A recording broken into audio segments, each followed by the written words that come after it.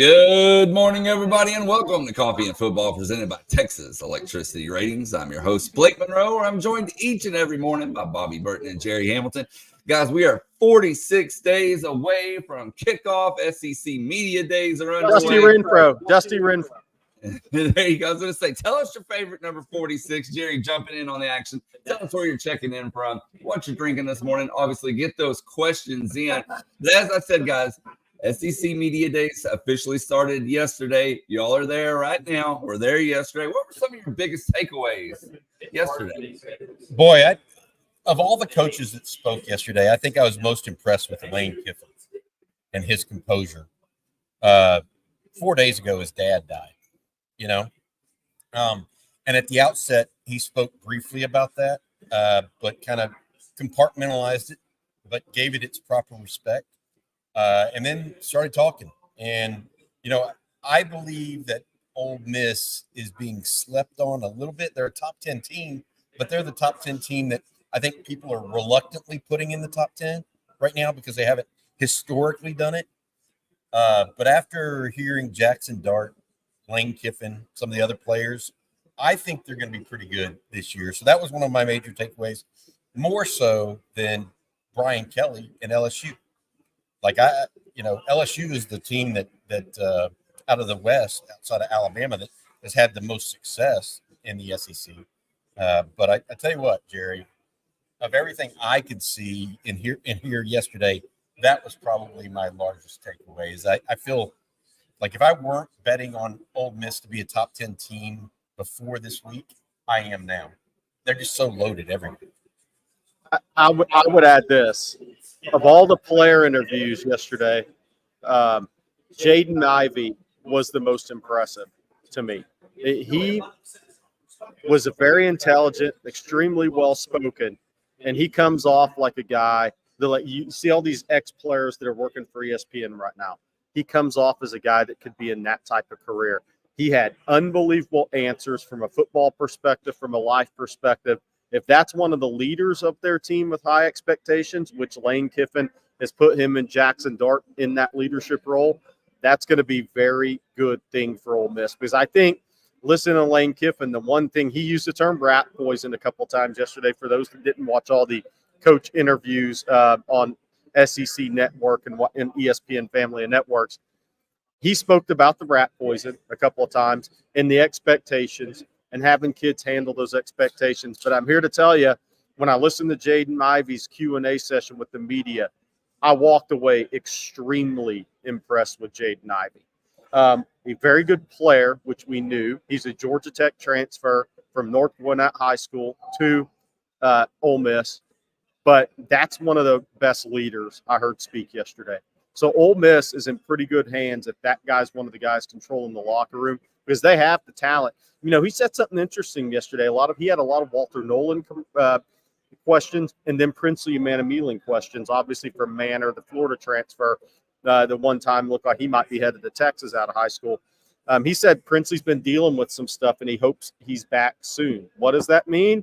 I don't know. I thought that was an interesting comment, but I think Ole Miss, the other thing about Lane Kiffin that impressed me, Bobby, was he's forward thinking.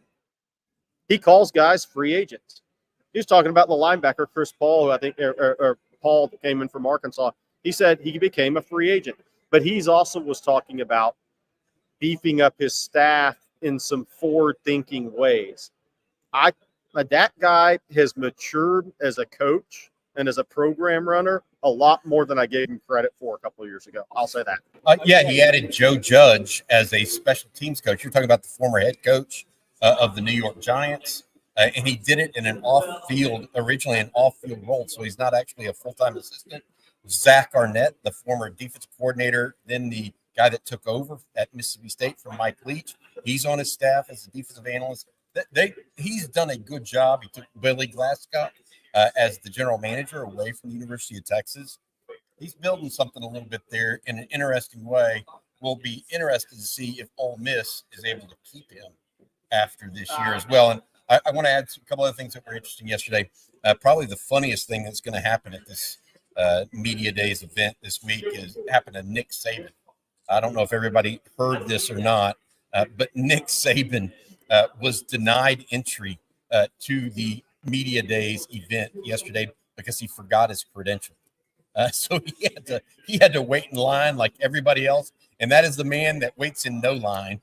By the way, that was pretty funny as well. And then a lot of stuff going on here. I thought Harold Perkins' comment to the Oklahoma linebacker Danny Stutzman was very interesting. Harold Perkins was asked, "What do you know about Danny Stutzman, the Oklahoma linebacker?" And Harold Perkins said, "Who?" He didn't even know who he was. What's going to be interesting now, Blake, is Stutzman will go to the microphone today for OU, and we'll see if he has a funny or interesting retort to Perkins as well.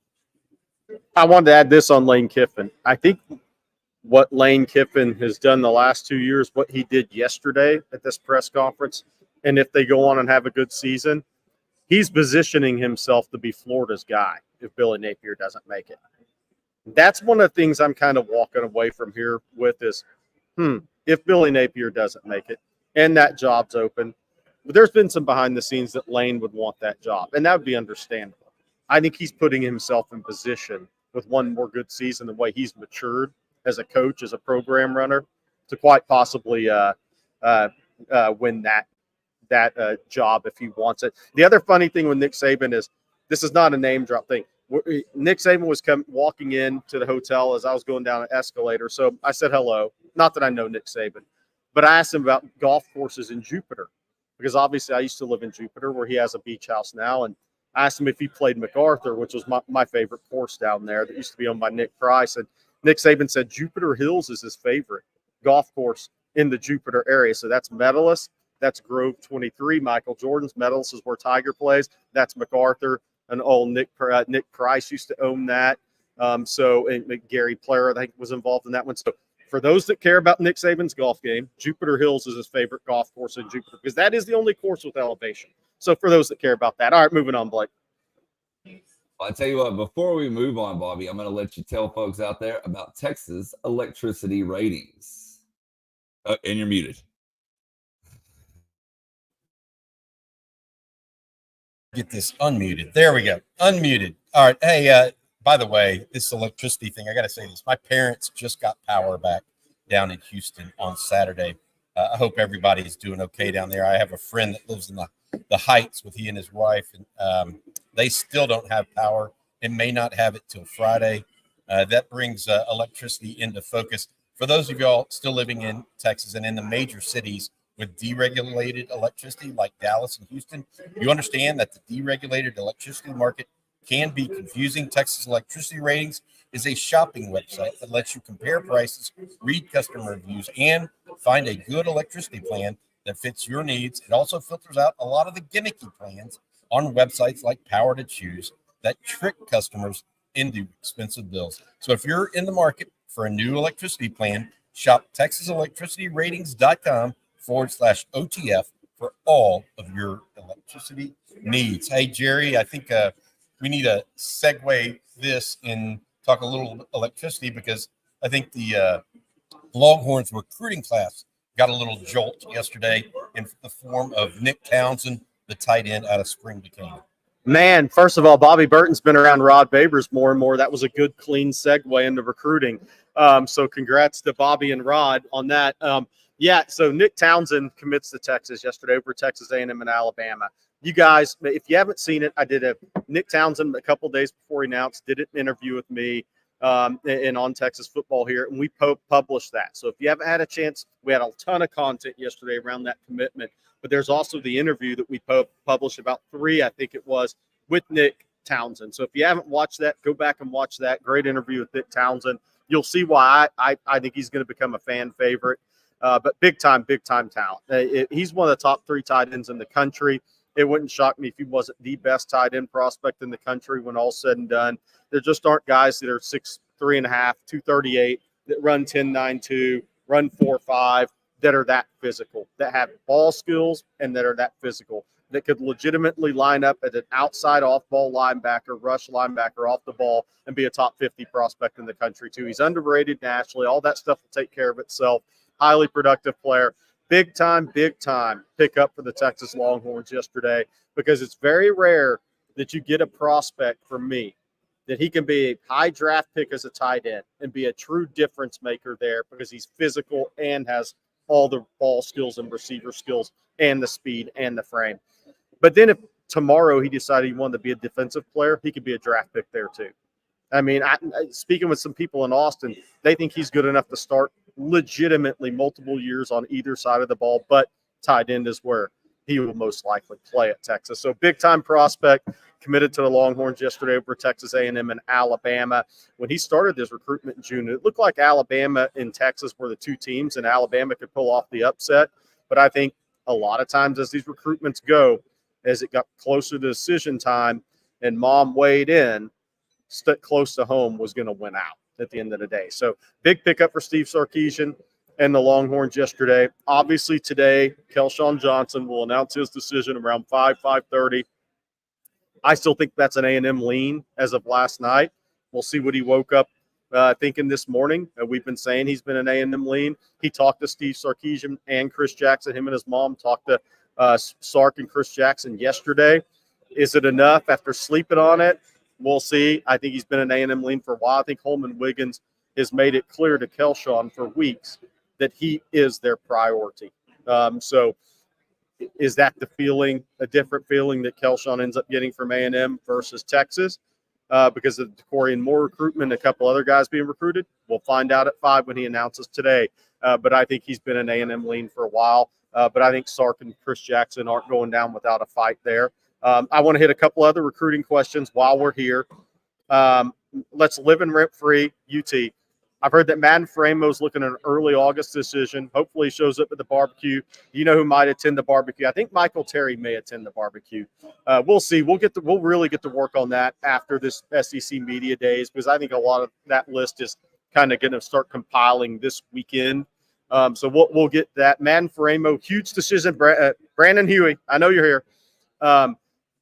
Huge decision for Texas. Madden Framo, I feel the same way about him as a player as I do about Nick Townsend. Nick Townsend is one of the very best tight end prospects in the country. I think Madden Framo is one of the very best linebacker prospects in the country. You don't find guys that are 6'2 and a half, 6'3", I would say 6'3", 220, 225 pounds, that close on the football, that run to the football, that flow athletically to the football, that are also that physical. Madden Framo, I think, is a big-time linebacker prospect. That would be a big win for Texas over Notre Dame, because I'm here to tell you, when the official visit process started for Madden Framo, that was Notre Dame leads large. I mean, we're talking 90% chance he would end up at Notre Dame starting these June official visits. But the fact that he hasn't committed to Notre Dame and he's put off that decision tells you that Texas has really given him and his family something to think about. And USC still trying, but it'll be a surprise if it's not Notre Dame or Texas. One of the best prospects, I believe, in the country. King Me has this. Is there quiet optimism on the Texas side? Not quiet if you've been listening to us. I've been saying, look, Texas feels good about Nick Brooks and has been trending for Nick Brooks over Georgia and USC. Iowa out of the picture, even though he's a former Iowa commitment at Cedar Rapids, JFK High School. The key there to watch, because Nick Brooks right now isn't, he's not likely to make a decision until September. I think there's a date he has in mind. Now, these could always change, right? Michael Terry's gone from December at Adidas game to now August, more than likely. So these dates can move up. But if he stays on the September timeline, watch and see who commits to Georgia on the offensive line. That may give fans a hint of if Texas is in a good spot or a really good spot for Nick Brooks. Watch what happens in the Georgia class, because Texas class on the offensive line, you have 4 guys committed. Michael Fasusi's going to announce between Oklahoma and Texas. A&M's still trying. August 21st. Somebody asked then below, would Texas take Fasusi and Nick Brooks? Absolutely.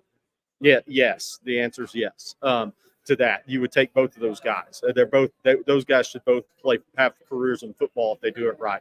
But there's definitely been optimism on the Texas side on Nick Brooks. Mike Bass asked this update on Kalique Lockett and Madden. Went over Madden.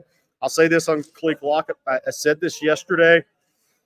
I think when DeCorian Moore committed to Oregon, the odds for Texas and Kalique Lockett went up. There was a reason I really wasn't on board with the 3 five-star ranked wide receivers ending up in the Texas class, because I just didn't think DeCorian Moore and Lockett, for whatever reasons I've been told, were going to end up at the same school. So with DeCorian Moore committing to Oregon, I think that helps Texas with Kalique Lockett. Now, do they close it out and get him August 7th? There's still a lot of recruiting to be done there with Alabama and A&M in the picture, and FSU and LSU won't give up, but I don't think they're going to get him. But I do think DeCorian Moore going to Oregon, that help the chances for Texas. And then Jerry, I want to say one thing. One other thing to add to that commitment, or that comment as it relates to Kalique Lockett. Alabama was another key competitor, obviously, and they took Caleb Cunningham, the 5-star receiver. So if Kalique Lockett was looking to be one of the 1 or 2 sole 5-star receivers going to someplace, he wasn't going to get that. He's not going to get that at Alabama either at this point. And I do think it's going to come down to Texas and Texas A&M. At least that's the look of it right now, based on what we're being told. The other thing I would add, Jerry, it is Texas is now at 15 commitments overall with the addition of Nick Townsend. It is very easy to overlook and not talk about some of the guys that are already committed. We do this as a media industry. It happens every class, right? We talk up the guys that are making their decisions as they're making it, but let's not forget about the guys that are in the boat. And I want to bring up Elijah Bo Barnes in this category, because this is one of my favorite players in the class, and doesn't matter who else Texas gets down the line. Athletic, strong at the point of attack. When he hits you, you go down. Fast for his size. If they were to get him, Ferramo, and Jonathan Cunningham, there's not a better linebacker group in the country. I'm just, that's where I'm at. And so when I'm watching these commitments come in, whether they're Nick Townsend or Smith Orogbo, or even Lance Jackson was an early commit, right? You can't just keep in mind some guys that Texas already has in this recruiting class, extremely, extremely talented. Texas at 15, several guys coming up on decisions as well. Kelshawn Johnson this afternoon, Jerry. We were told yesterday that it's most likely Texas A&M today. We will see if anything changes. And I believe he is announcing at 5:30 this afternoon as well. So all in all, Jerry, just good stuff. I love the fact that you're out there a little bit on Nick Brooks. Nobody else is talking about it that way, but I know you have some special insight there. So the big offensive lineman out of Cedar Rapids, Iowa, would be a big pickup as well. Jamie French, obviously, out of Jacksonville Mandarin. Just a number of different guys. We got to wait for, obviously, DJ Sanders. Somebody's asking for his commitment date, the defensive lineman out of Belleville. And we still don't have that, correct, Jerry? A commitment date for DJ Sanders? No, we do not. He's kind of, and I don't mean this in a mean way. He's kind of a ghost in recruiting. He's not the guy on social media. He's not the guy doing all the interviews. Colleges thought he might decide in early July. Now they're wondering if he's going to decide mid-July. Next, it'll be late July. I mean, so I don't think it's – I just think he's the guy that takes his recruiting process a little different. He's on his own timeline. He's going to make his own decision when he wants to. And that he's not a guy that communicates as much with college coaches on the day-to-day basis as the other kids who are day-to-day, hour-to-hour in a lot of instances. So his recruitment is run at a little different pace and a little different race there.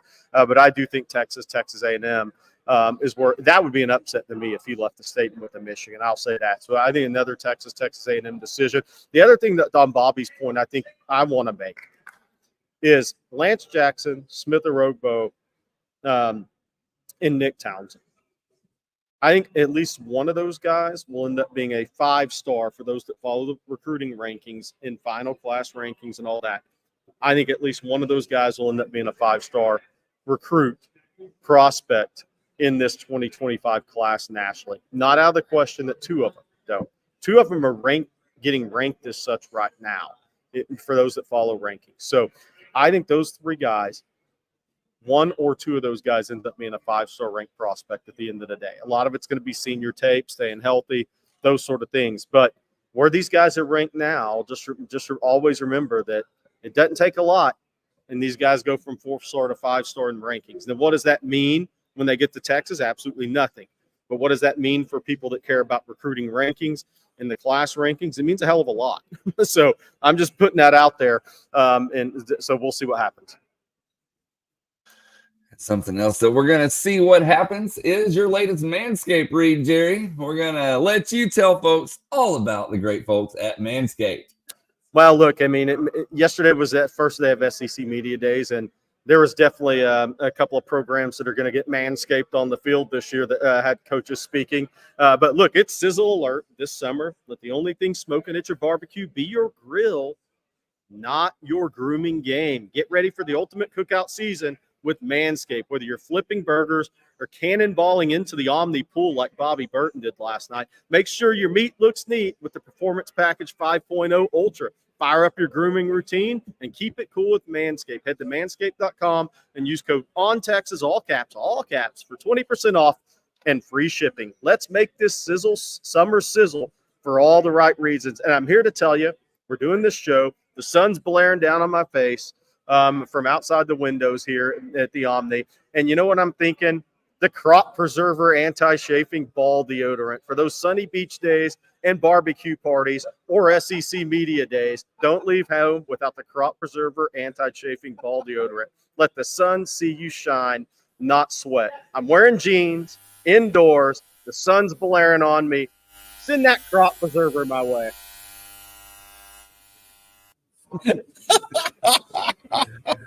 Oh, man. Good stuff. It's great as always. You delivered well today, Jerry. It's true. I'm proud of you. I am proud of you. All right, guys. Well, obviously, y'all are right there in the heart of SEC Media Days as Jerry makes that read. And first off, before I ask y'all the actual question I was about to ask you, Odin Horn says Jerry Hamilton reported on the Mary Kay reps at Omni Pool. You know, I didn't get to that. I'll try to get to that today. Yesterday was a busy day. And when Clark Lee speaks, everybody's there. So, you know, you can't go looking at the Omni Pool when the Vanderbilt coach speaking. Okay. In all seriousness now, today, day 2, a big day, a lot of good speakers. Huge. The big speakers going to the podium today. What are y'all hoping to hear today, hoping to see? What are you looking forward to, I guess, is what I'm asking. Well, Kirby Smart starts the day at 9 o'clock at the top of the hour here. He is, look, he's the odds-on favorite. We get a media ballot, Jerry, to discuss a predicted order of finish, all conference teams, and they'll release those, by the way, on Friday morning, I believe, what all the media votes here.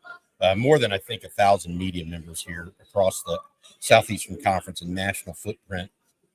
He is the odds-on favorite. I mean, just talking to a number of different people, they think that Georgia right now is as good, if not better, than they have been. So we'll get him today. We'll also get Josh Heupel today. He comes on after Kirby Smart. Then Brent Venables. This is the one that Jerry and I have been smarting about a little bit. Venables will get to the podium around 12:50, 1 o'clock today. Along with Danny Stutzman, Jackson Arnold, and Billy Bowman. So those three will join Brent Venables. We'll have that here on Texas Football for you guys. We're going to actually record that so people can hear what's going on north of the Red River and watch that presser. Venables is in an interesting situation. He is going into his 3rd year, had a good year last year, a good 2nd year, not unlike Steve Sarkisian. He kind of turned the page and had a good year, right? Now the difference is he's going into this season into a new conference with a tough schedule, in my opinion. Not an insurmountable schedule, but a tough schedule. And he's got a new quarterback. And listening to some people here, Jackson Arnold has been the heir apparent. I mean, some OU people think that Mike Hawkins' son might be as good or better than Jackson Arnold because he's just athletic and is just got a way about him. I'm not so sure why and we talked about this, right? Brent Venables is bringing Jackson Arnold, who started one game. Josh Heupel, by comparison, is not bringing Nico Imamale. Okay, their starting quarterback is a sophomore. It's an interesting take for Venables that he's going all in on Jackson Arnold. Perhaps we'll see. Well, I want to address that. Bobby, because look, Oklahoma, Brent Venables has kind of boxed into a corner on this whole quarterback situation. If you let Dylan Gabriel walk to Oregon, and so Jackson Arnold, there's an investment by a head coach headed into year 3, and there's an investment in your NIL into this guy. So he absolutely has to put this guy in front of the camera and promote him as the guy of Oklahoma football at quarterback position. Because if he didn't bring him, people will be saying, whoa, you let Dylan Gabriel walk? And the guy that you think is a better position to be the quarterback of Oklahoma, you didn't even bring to the media day? That would kind of raise some eyebrows. And then he's also in an interesting position there if Jackson Arnold doesn't perform well this year. Because Mike Hawkins looked good in the spring game. I'm one of those that thinks Mike Hawkins, and I've thought this for a while. People on this on Texas football know I've known Kevin Murray a long time. Kevin Murray does a great job training quarterbacks, and he's told me forever that Michael Hawkins is going to be a really good player and actually had it upstairs to be a good quarterback. So Kevin Murray has a pretty good track record on those things. So that's an interesting position because you let Dylan Gabriel walk. So Jackson Arnold is your guy. But behind the scenes, if there's already some talk that maybe Michael Hawkins could be a better player, there's a lot of pressure on Jackson Arnold to perform this year because there's been a lot of investment in him, whether that's NIL or letting an experienced quarterback walk to Oregon, who, by the way, is now ranked ahead of you. So that's a really interesting spot for Brent Venables. And I think as interesting as that will be, Oklahoma was the 77th ranked defense in the country last year. They're going to be better in year 3, but I'm interested to hear from Venables today. How much better are they actually going to be, he thinks? Because that's going to be huge for the Sooners this year with a new offensive line. It's Portal. Beatonball's a really good coach. They can't dominate you at the running back position. They have a good player, but not difference maker. Now, they're damn good at wide receiver. I think Nick Anderson, you guys know this, they've been following me since he was coming out of Katy. I thought Nick Anderson would be a 10-year NFL player. I think Nick Anderson may end up being a first-round draft pick, second-rounder at worst. So there's some parts. They're really good at wide receiver. We'll see what the kid coming off the ACL, Andrew Anthony, does. Deion Burke's a really good slot guy, punt return guy. But it'll be interesting with Brent Venables. 2 things. How does he address quarterback? What questions is he going to get today about the Jackson Arnold, Dylan Gabriel to Oregon? Does anybody ask him about Michael Hawkins? And then defensively, how much improvement does he think he's going to see? Because they're going to have to be a top 50 ranked defense this year, Bobby, to navigate this schedule, in my opinion. I think they'll be better this year, Jerry. I really do. I feel like that you look at their group, their best players last year are the same guys, in my opinion, Jerry, that were good players last year. They did lose some interior, but I think they're going to be fine there. They didn't lose the guy of an impact guy like a Sweat or a Murphy, but they're bringing back Stutzman, who is a really good linebacker. Bowman, I think they're going to be good at corner. Jared Kinneck is back. Ethan Downs is back. I think they're going to make a big move on defense overall. I think it will also help them that they're going to be in a conference that is more of a prototypical style, more of a prototypical pro-style offensive attack, as opposed to the Big 12 where, one day you could be facing 4 wides or 5 wides, and the next you're looking at, 2 running back packages all the time. So I think that will help their numbers. I just don't know that at least right now, I don't know that I'm an OU believer. And I think or a Brent Venables believer for that matter. And I think that I think this is going to be a huge deal for them today, or for this year. And we'll see what we can read between the lines a little bit with what Brent Venables talks about. when he goes to the microphone at SEC Media Days. That will again happen a little bit before 1 o'clock this afternoon. I'm also interested. I didn't speak about this earlier. I'm also interested to see what Kirby Smart says today, specifically about his offensive line, because I had somebody tell me, I guess it was 3 days ago now, that's extremely tied in to that program, that Georgia has 7 offensive linemen that they think are 6 to 10 year NFL guys. 7. They think this is by far the best offensive line Georgia's had. They also think this will be by far the best skill talent as a whole Georgia's had on the perimeter at wide receiver. By far, not even close. So I'm interested to see what Kirby Smart says about that. They're not as good on the D-line as those 2 national title teams. Those teams had some dominators, some guys who lived in the backfield, and you couldn't block with 2 guys sometimes. They're not that good on the defensive front. They still got late round draft picks. They're really good at linebacker. Now, one of the kids, I think Jalen Walker, they play inside at linebacker. If they ever move him out to the edge, watch the hell out. He's really good.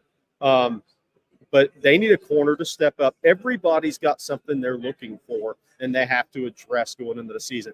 But I'm interested to see what Kirby says about the offensive line and his skill talent today on offense, because that, if it's as good as this person says it is this year, Carson Beck's going to have a clean pocket and really good guys to throw it to.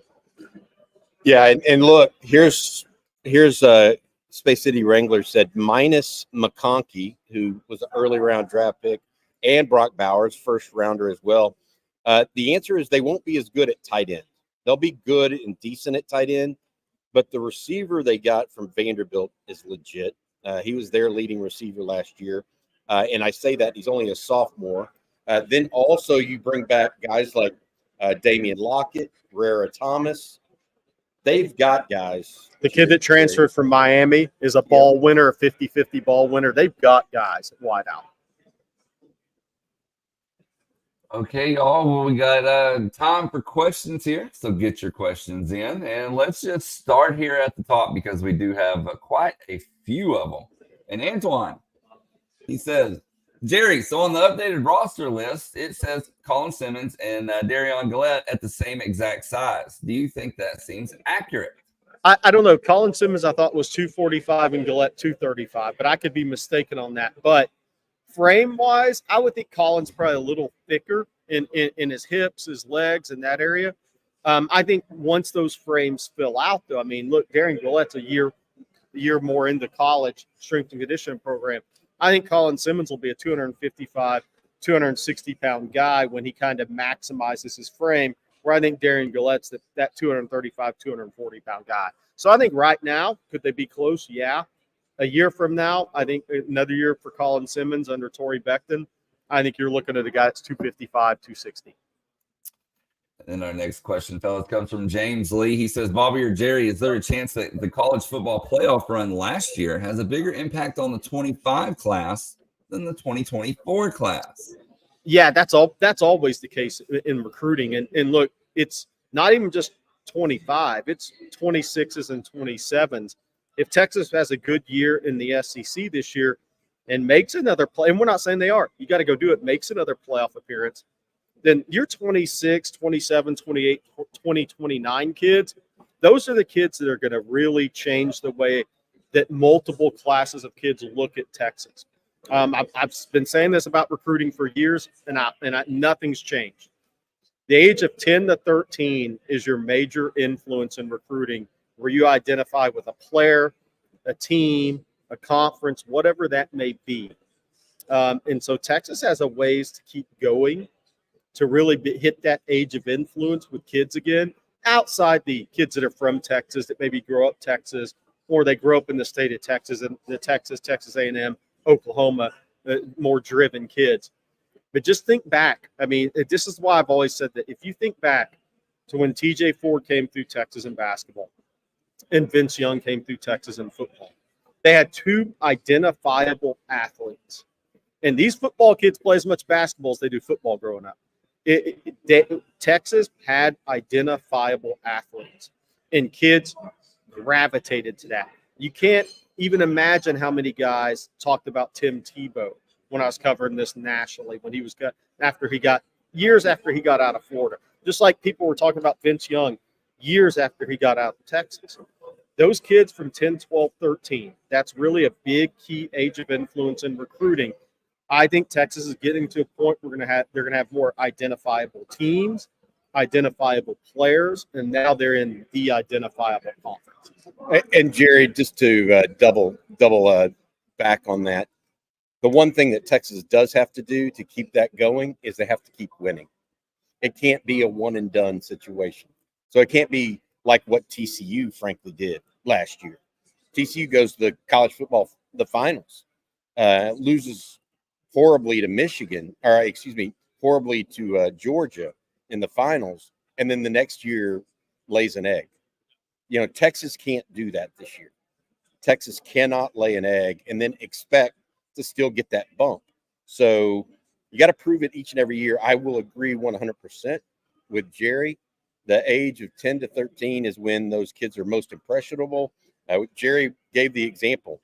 Tiger Woods is one of the greatest golfers, if not the greatest golfer of all time. But his son probably never really saw his dad be great from the age of 10 to 13. So he probably likes, I don't know, Scotty Scheffler or somebody like that.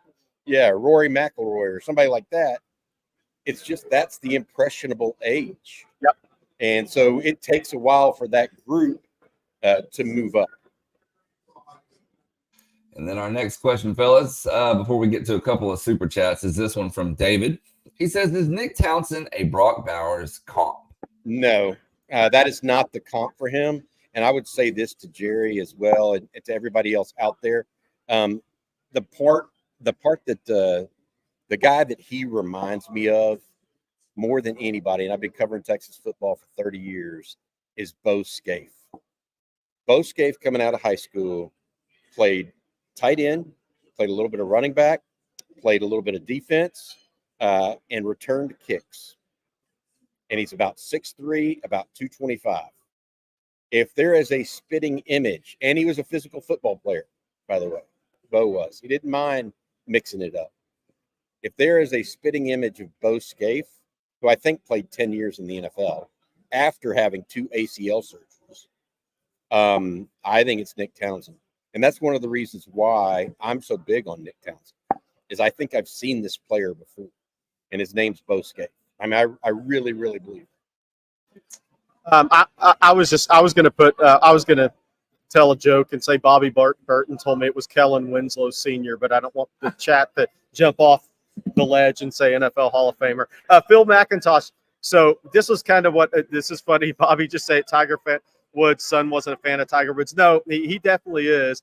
But what my point, we were talking last night about this issue in the house we're all staying at. And I said, Tiger Woods' son, if you probably go talk to him, he probably loves the Rory McIlroys, the Jordan Spieths. So when he was 10, 11, 12 years old, he's 15 now, right? When he was 10, 11, 12 years old, yeah, he loved his dad winning the Masters. But when he was growing up golf, his dad was always hurt, but it didn't matter. But these guys gravitate to the guys they see more, right? So we'll see if Charlie Woods has ever asked that question. But my bet, I've heard Rory McIlroy with him. My bet is it was some guys a little younger. By the way, so some people have also asked about somebody also asked about Trey Johnson in basketball. Look, go back to the basketball matters in football recruiting. Trey Johnson's going to be a lottery pick at Texas this year. Kids don't know who he is. Think about the interview with Tavondre Sweat. What did he say? One of the reasons he really liked Texas was Kevin Durant. Okay, Tavondre Sweat played basketball. So you never know who these guys are going to identify with, but you need identifiable athletes at your college. You need guys that these guys can identify with. They can be fans of, they can idolize. Just go back and watch the Tavondre Sweat interviews. He talked about Kevin Durant being one of the main reasons he was interested in Texas to begin with. And obviously he ends up being a 360-pound nose guard. Like I said, we do have a couple of super chats here. This first one from Jay Lee. Thank you, Jay. He says, I asked this to somebody else yesterday. If you were doing an SEC scavenger hunt, What would be some things on your list? For example, picture with Tebow, etc. I don't even know where to start with that. Maybe the putter of Nick Saban, according to Jerry, who talked to him in the elevator on the way out yesterday, talking about golf and Jupiter.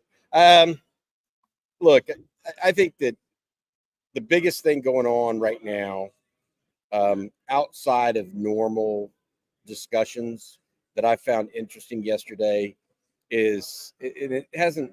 Scavenger hunt has kind of got this mentality of what's really going on behind the scenes, some kind of inside jokes or whatever. The thing that I found interesting yesterday, Jerry, was the discussion about Florida State and Clemson, and really how they have no way forward in the SEC. It's long been said Florida State and Miami would not be able to get into the SEC because Florida would block that. Well, that's the same idea that Texas A&M had with Texas. Oh, we can block Texas from getting in, just like Florida could block Florida State. Well, Texas isn't as different than Florida State or Miami. I think that's an undercurrent here that we're kind of looking forward, but I have no clue about scavenger hunts. You got one? Yeah, I can tell you what I wouldn't want: to be in a car going through a school zone with a Georgia player. Next super chat. We're going to leave that there and just move on to the next one. Got another one from Jay Lee. He says, Jared, thank you again, Jay Lee. Jerry, your new question in the future to recruits needs to be, which team are you playing NCAA football with? I think that will tell you a lot. No, yeah, absolutely. I think there's some truth in that. I mean, these guys are going to be playing. Again, this goes to identifiable players, identifiable teams. Look, these guys, when they're going to be playing with their teams, they're going to be playing with their players, and these younger kids, for instance, okay, my son got the 3-day whatever advance, whatever you can do. I don't play the game, right? But he got the game yesterday for 3 days at a certain price or whatever. What did he do? He immediately went and played the Red River Shootout. You know why he did that? Because I took him to the game last year. It's the first time he'd ever been to the game. And he walked away from that saying that was maybe as good a sporting events I'll ever go to in my life. And what did he do when he got the game yesterday? He played that game. He played the Red River Shootout. That's what he identified with as a kid that grew up basketball more so than football. But I took him to that game last year. That kind of goes into what we're saying here is, again, my kid's not a football kid. I took him to the game. He now identifies with that game. And he identifies with the Red River Shootout because he had such an unbelievable time at the game last year. And the NCAA game comes out, and that's the first thing he goes and plays. That's kind of what we're talking about. All right, Bobby, before we move on, tell folks out there about Mint Mobile. Yeah, welcome to Mint Mobile, one of our newest sponsors here. If you are looking for a premium wireless plan that doesn't cost an arm and a leg, try Mint Mobile. Just try it on for size. If you have an extra phone like I do, try it on, see if it works for you. It's just $15 a month for the unlimited plan when you purchase a 3-month plan. It's such an awesome deal. There's no way you can keep it to yourself here. So friends, don't let friends overpay for wireless. Say bye-bye to your overpriced wireless plan and switch to Mint Mobile. Mint Mobile is here to rescue you and your squad. If you have multiple kids like I do as well, you know how outrageous the monthly mobile and premium wireless plans can start. But this one starts at just $15 a month. All plans come with high-speed data and unlimited talk and text delivered on the nation's largest 5G network. You can use your own phone with any Mint Mobile plan and bring your phone number along with all of your existing contacts. So ditch overpriced wireless with Mint Mobile's deal and get 3 months of premium wireless service for just, again, $15 a month. To get this new customer offer and your new 3-month premium wireless plan for just $15 a month, go to mintmobile.com/OnTexas. That's mintmobile.com/OnTexas. Cut your wireless bill to just $15 a month at mintmobile.com/on-Texas. This is the disclaimer, $45 upfront payment required. New customers on first 3-month plan only. Speeds slower above 40 gigabytes on unlimited plan. Additional taxes, fees, and restrictions apply. See Mint Mobile for details.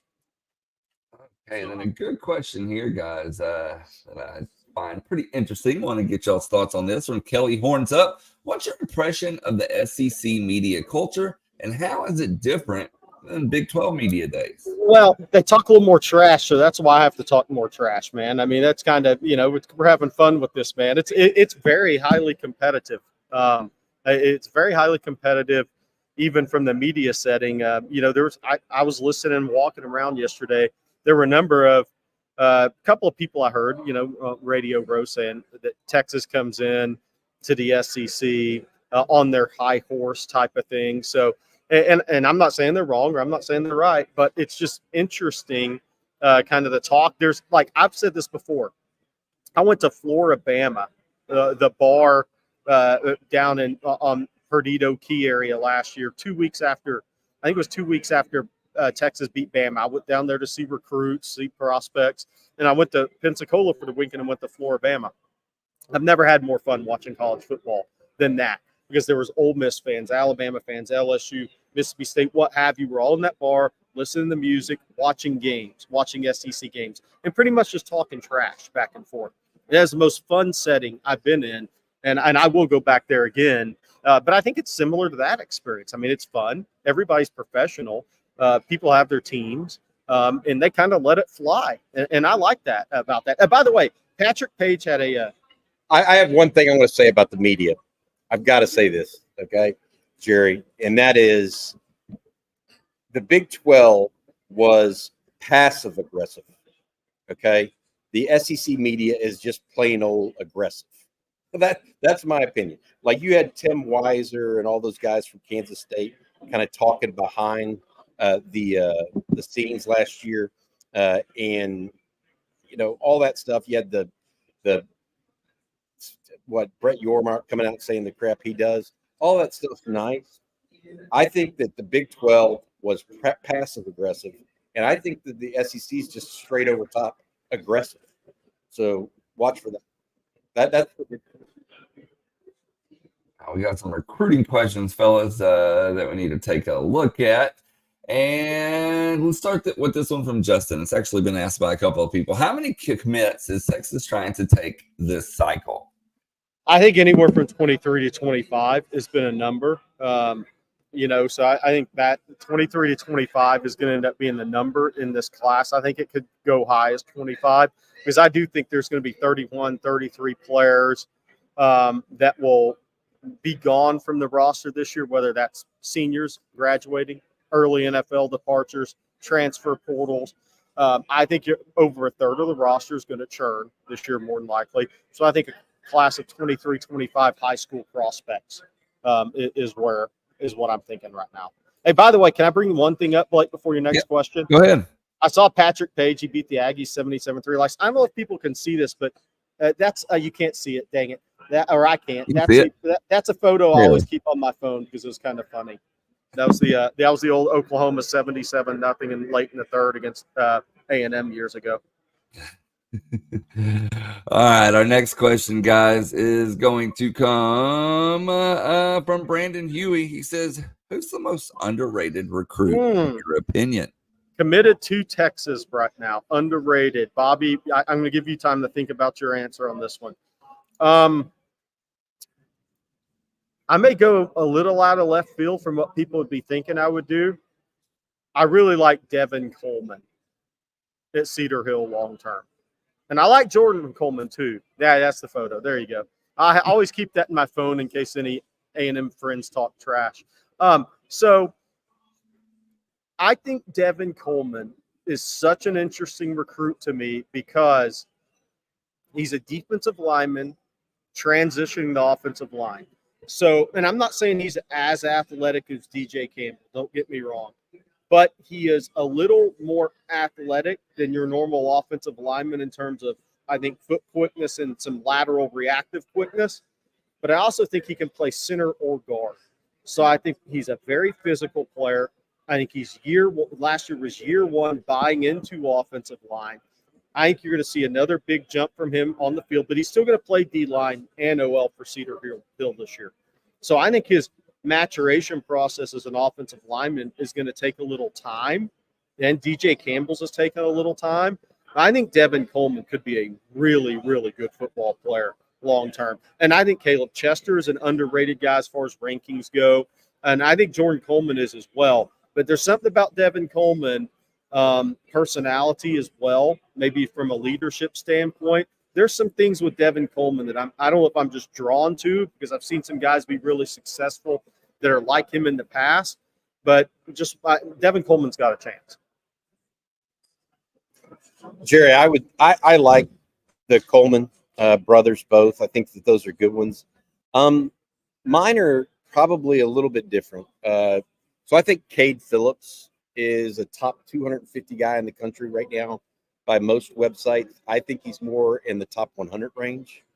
And so, look, you're talking about a guy that's 6'1", 6'2" plus, runs sub 4.5, long jump 24/7. That everything about that tells me he's a top 100 player in the country. So that's on that elite level guys that I think are underranked right now. The other one that I kind of circled was John Mills, big bodied guy from an area that doesn't get a lot of recruiting credit. So, and that's the San Francisco Bay Area. I mean, you just don't hear a lot of guys coming out of there. And so when they do, you got to take notice a little bit. I like him a lot because I like the way he finishes and stays on blocks. A lot of guys in high school, when they dominate in high school, they dominate, but they do it in chunks. So they'll push off and won't stay attached as an offensive lineman. This guy, John Mills, stays attached the whole way through and is running his feet the whole way through. That's something that will translate long-term to college football. And that, plus I think he comes from a family of athletes. He knows what it takes. Those are my two, Cade Phillips and John Mills, are my two underrated guys at this point.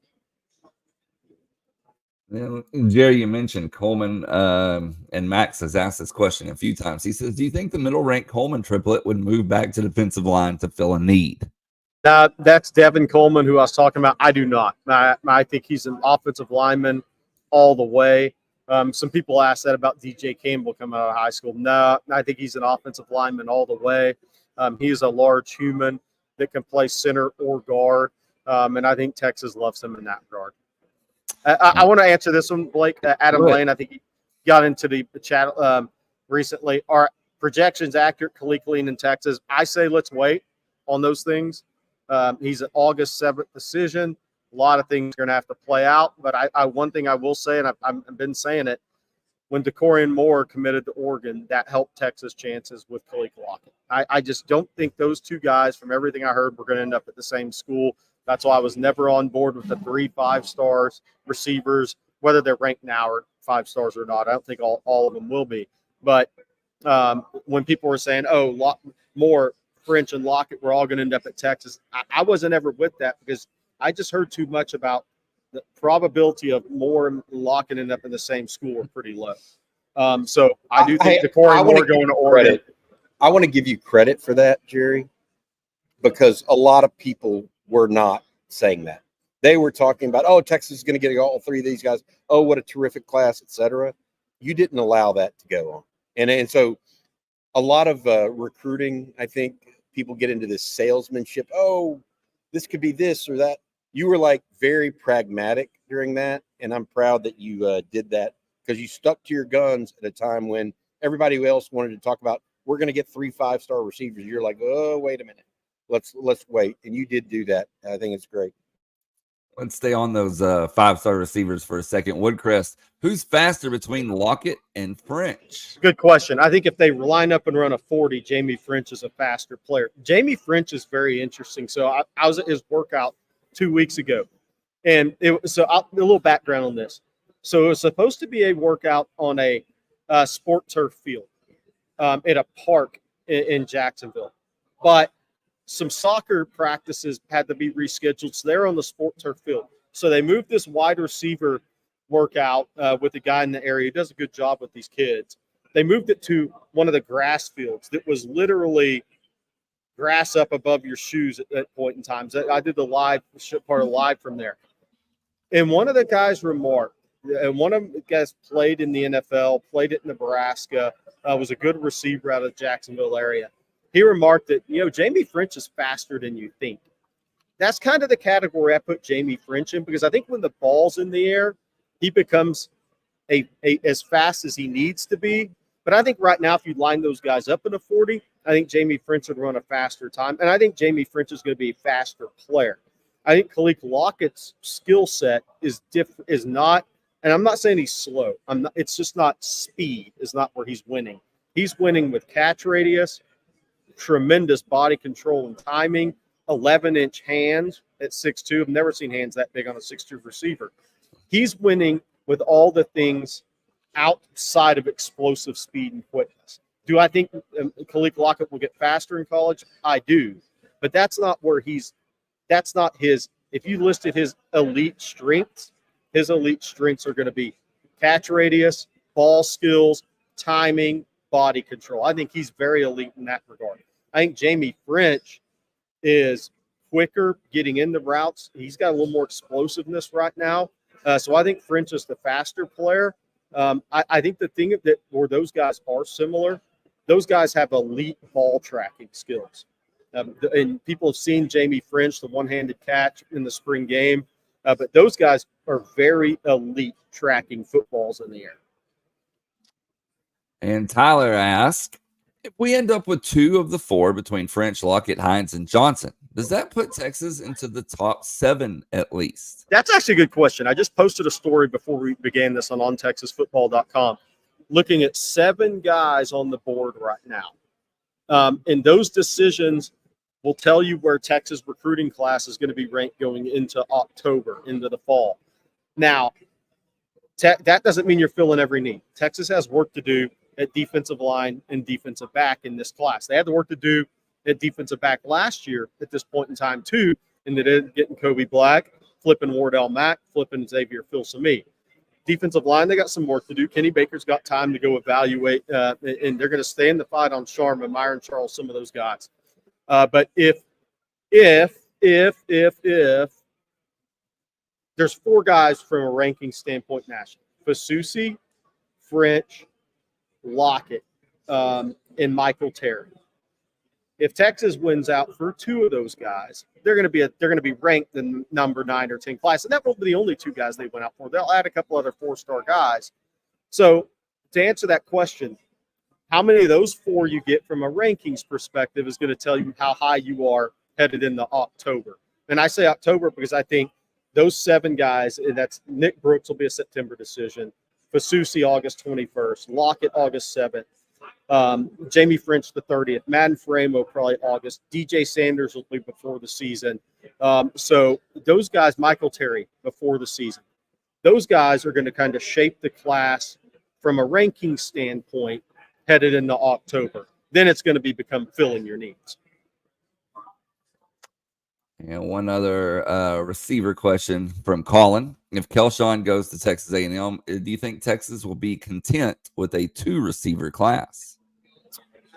Content, yes, because of the portal, Bobby. But they'll stay. Somebody asked about Dallas Wilson. Texas doesn't give up on their 1A targets. They'll stay in contact with some guys, see what happens this season. Look, Xavier Filsaime and Aaron Butler didn't have offers at this time a year ago. Those guys were top. Filsaime, top 100 guy in the country. Aaron Butler, top 200 guy in the country, and he's a wide receiver. So many things can happen. I think Texas would prefer to have 3 receivers in this class, and they've even thought about having 4. I think they'll be content with 2, knowing what they have in the portal and or who returns next year. Isaiah Bond, everybody thinks he's going pro. Maybe he doesn't. Everybody thinks Silas Bolden may be done and or Matthew Golden. Maybe they aren't. And so maybe 2 is okay and they're content. I don't think they will be if 2 of those guys leave. I'll put it that way. Or they're going to have to go back to the portal, to your point. Hey, David Keith Williams we're having a little discussion here, sidebar, about my comparison of Nick Townsend to Bo Scaife. And he's asking my comparison and why Brock Bowers isn't one. Brock Bowers, to me, is more of a wide receiver than he is have any ability to really be an inline tight end. Bo Scaife could be inline or play out wide. Nick Townsend can be inline or play out wide. Brock Bowers as a blocker is just not very good. So Nick Townsend will be better, more physical than Brock Bowers. Brock Bowers, I always looked at, right or wrong, was a bonus-sized receiver more than he was a tight end. That's the difference. I think Nick Townsend can be inline or flex.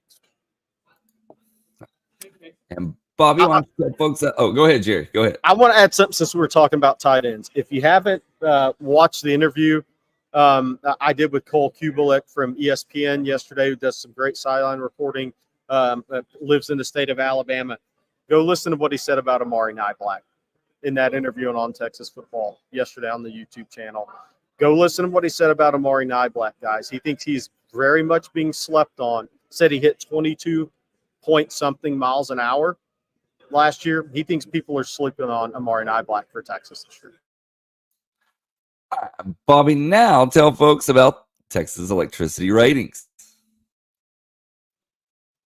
I will try to do that, Blake, as we get going here.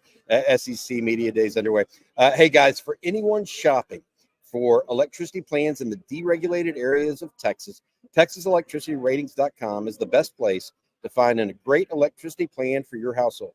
For starters, it filters out the dangerous and gimmicky plans from providers that are all hat and no cattle when it comes to your monthly bill. You can shop by rate, but also by an average bill feature that actually takes into account seasonal usage to give you a real number and not some placeholder. So if you're looking for a new electricity plan, check out TexasElectricityRatings.com/OTF for the best options available. Hook 'em from the folks at TexasElectricityRatings.com.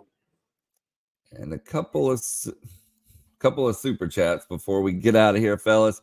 Aloha Traveler says the 2025 in-state class is being absolutely dominated by out-of-state schools.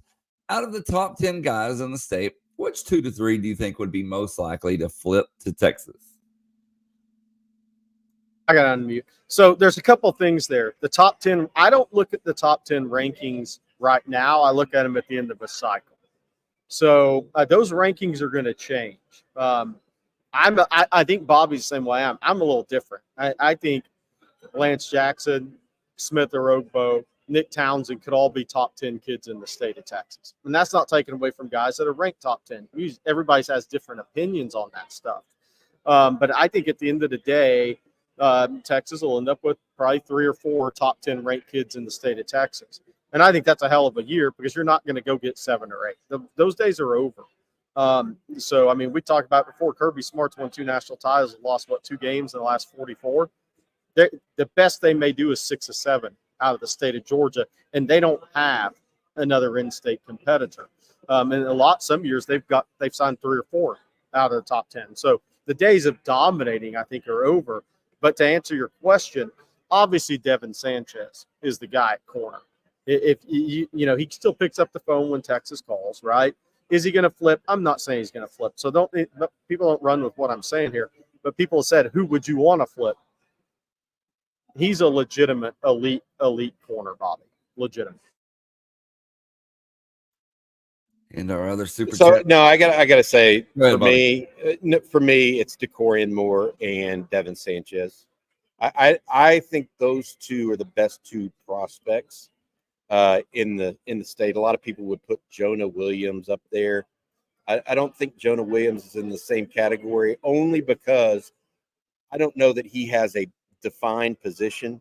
I can tell you 5 to 10 years from now that if they're still healthy, DeCorian Moore is going to be playing wide receiver, and Devin Sanchez is going to be playing for him. Okay, they are that good, and they are that talented. Jonah Williams is that talented physically and athletically. I just don't know that he has a position yet. So those are the two for me. I'm not. I'll just be honest. Beyond that, Lance Jackson, I think, is probably the third best player in the state at this point for me, Jerry.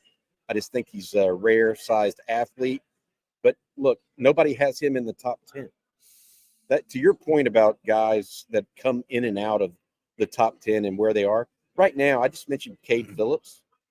Here's a guy that runs – he's a sub-4.5 40 guy, 24-plus foot long jumper, runs extremely well and moves extremely well, yet he's ranked 32 in the state, behind guys like Andrew Marsh, a wide receiver, that, frankly, Texas passed on. Texas passed on Kamarian Morgan, I'm just looking down the list here.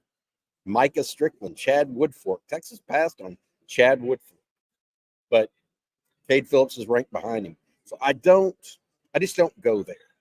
I think that people get tied up with top 10s or top 20, whatever the number is.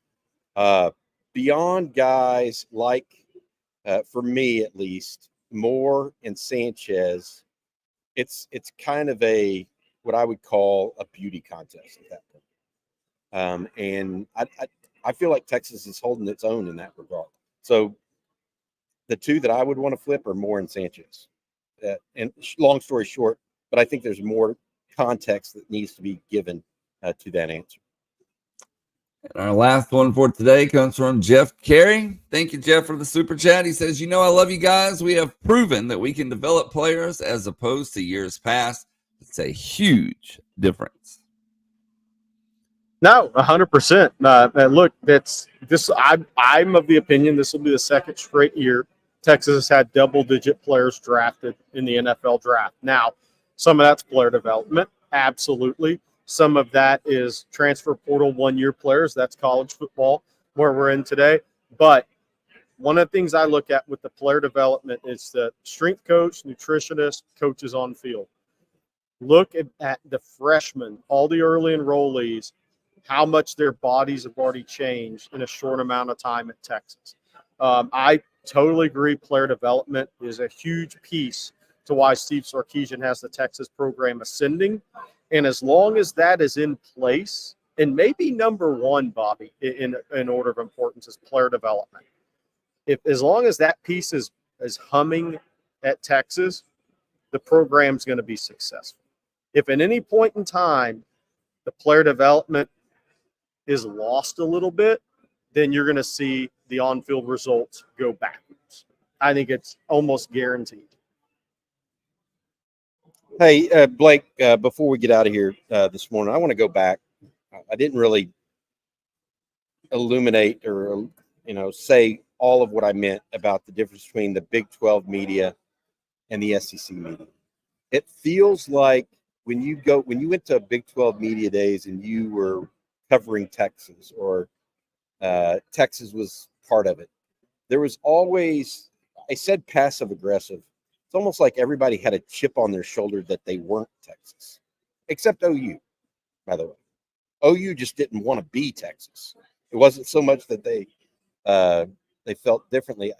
And so when I say this here, it's it's more equal, I guess. When you talk to the Florida guy, they're not they're not envious, so to speak, of Texas. Whereas if you're talking to Oklahoma State guy, they had a chip on their shoulder. It was passive aggressive kind of behavior, whereas it's just different. And I think that that translates to the fan base that people cover. And so that's one of the things that's exciting for me about going into the SEC is that, let's do away with the BS that we used to have to deal with, where everybody was just trying to chip at Texas and chip away at it instead of actually being good for themselves and move forward. And I think that that's what we see at the SEC. It's a very successful conference, and it can carry its own weight, whereas, frankly, Texas carried the Big 12 on its shoulders for far too. And Blake, I want to end with something else. Ryan Nelson says something here. Jerry was bored of the Big 12. He feels different energy at SEC Media Days. I'll say this. When I got into this job nationally, when I moved from more state of Texas and I went to this job nationally, and I really started traveling around, and whether that was ESPN Under Armour, kind of being over the camps in Miami and Orlando and Atlanta, or some of those camps, or I just traveled around and saw prospects nationally, more so Louisiana to Georgia, south to Florida, and up into the Carolinas.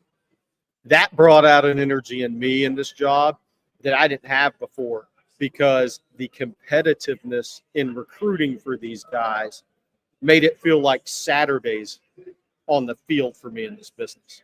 And that's what excites me most about the move to the SEC for Texas fans. Now, I jokingly say gird up your loins, right? Because you're going to lose more battles than you're going to win.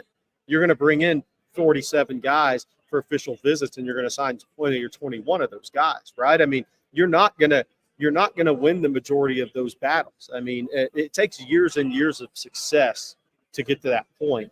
But the recruiting battles, I'm just telling you, living them in this job, the recruiting battles are like a dadgum game on Saturday. And that's what it feels like to me covering it. When you talk to the coaches, you talk to the people around the recruitment, it's just different from a recruiting perspective. There is more on the line when you're recruiting a really good defensive lineman along I-10 and along I-20. There's more on the line.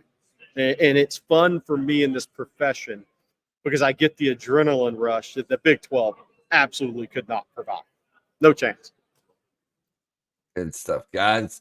All right, we all will be live there at the media days all throughout the day, covering it over on ontexasfootball.com, which, by the way, if you're not a member right now, you can become one for $39.95 using promo code OTFOG. You can't beat that. You get a full year for under $40. And if you haven't already, be sure to hit that like and subscribe button. We appreciate your support. Ring the bell so you're notified anytime that we post a video or go live. Bobby, what do you have later today? What's in the works? Well, we got the recruiting breakdown. Kelshawn Johnson's on the verge of a decision right now, so that's one piece of it. We also will have the Brett Venables interview with SEC Media coming up on Texas Football video channel, as well as a live stream tonight. We might have more from here. Hopefully going to interview some interesting people like we did yesterday with Cole Kabelic. That'll be fun. I also want to say a special thank you to people out there. Look, Jerry, we've been doing this about a year and a half now, where we really started trying to take the YouTube channel and the podcast serious as a business. And I want to say thank you to all of you guys out there that allowed me and Jerry to come here and report from here. Because if it weren't you guys being OTFOGs on the site, or it weren't you guys visiting with us and sharing your thoughts in the chat, or just even listening on a podcast wherever you're in at, we wouldn't be able to do what we're doing right now. And I think that hopefully we filled a void in this market from this standpoint, that that we're going to be at these events, reporting on them with the Texas slant, because that's what we're here for. And I say slant, not necessarily slanted towards Texas, but making sure we're covering the Texas angle for you guys in a very open and honest way, whether that's recruiting or team stuff. And I look back at it last night. We rented a VRBO, Jerry, to be here, all of us together and hang out as we follow these media days. And I get a feeling that we've built something very special here, and we appreciate it, and we want to keep it up. And thank you all for, whether you're an OTFOG or on the video or podcast, we just appreciate it. I also appreciate very much Jerry Hamilton and you, Blake Monroe, as well. So thank y'all very much. Well, thank you, Bobby. And we also need to thank Texas Electricity Ratings and Manscaped and Mint Mobile for sponsoring today's show. Thank you all for the great questions, the super chat. Obviously, stay tuned to the On Texas Football YouTube channel and the website for news throughout the day. Otherwise, we'll be back same time, same place tomorrow morning. So for Bobby Burton and Jerry Hamilton, I'm Blake Monroe, and we'll see you then.